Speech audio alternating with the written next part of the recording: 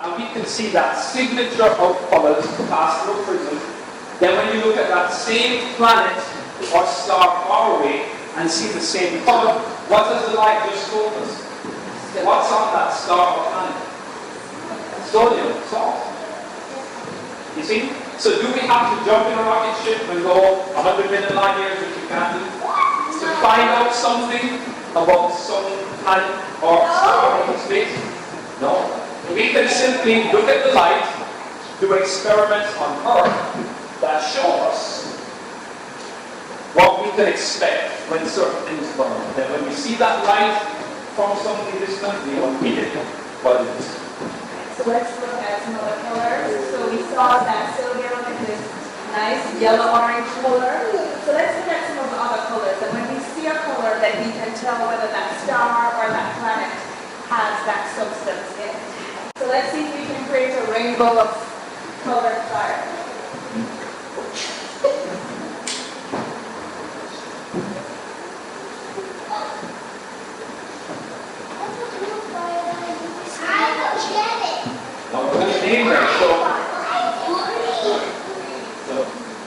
So different things have different colors. So we have our sodium. So this one, if you see this color, this is what? Sodium. This is potassium. This is potassium, another element or chemical. Yes, then we have strontium. Then some of these are the fancy chemical names, and these are the things that we mix together when to create fireworks. So when you see the colors of the fireworks, these are the compounds that are mixed together to create those beautiful colors in the sky. Alright, so we have our sodium, we have our potassium, or strontium, or boron, or calcium, and our copper, and we notice we have all of these vibrant colors, almost as if we're doing magic. Very pretty. I like it. Reminds me of experiments I used to do as a kid. So any questions, guys? So can you see how if we see these colors with a telescope, we know something about what we're looking at?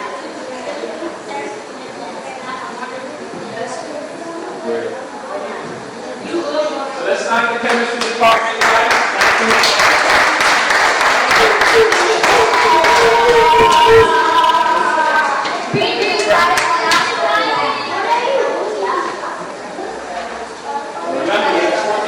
Don't play with fire. Repeat after me. We what?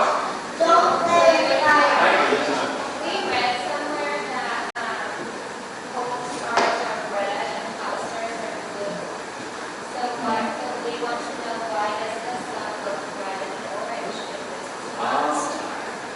It's hot relative to what we think of as heat, but among stars, the sun is coming towards the end of its life. So at some point, it's going to get redder and redder. And remember, as I was explaining to you earlier, it's losing that battle with gravity. As it burns up the material, the hydrogen that's in it, and converts it over, it's going to start expanding, and it's going to become a red giant. So you guys, when you get your homework, I'm going to send you the star constellation maps where you can join the dots. One of the things we're going to ask you to do is to color in the colors you see for those stars, because they're not all the same color. And now that you have some idea and understanding of what those colors mean for the age of the star, you'll be able to tell which stars are younger and which stars are older.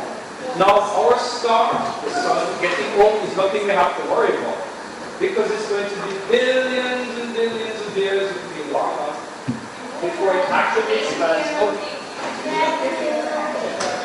Thank you for coming. Thanks, guys. It's going to be billions of years before our own sun goes through its natural life cycle and passes. All suns eventually change, and that's the next thing we're going to wrap up with. Because I'm sure you guys are the new there's a little bit about the black hole picture.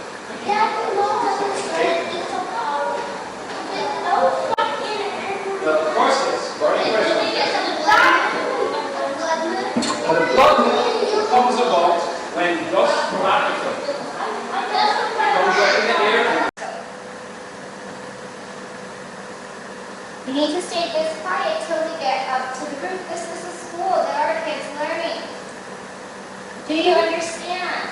Yes, Miss B. If anyone talks on the way up there, we're just going to get on the bus and go home. If you want to see that telescope, you will keep your lips Z.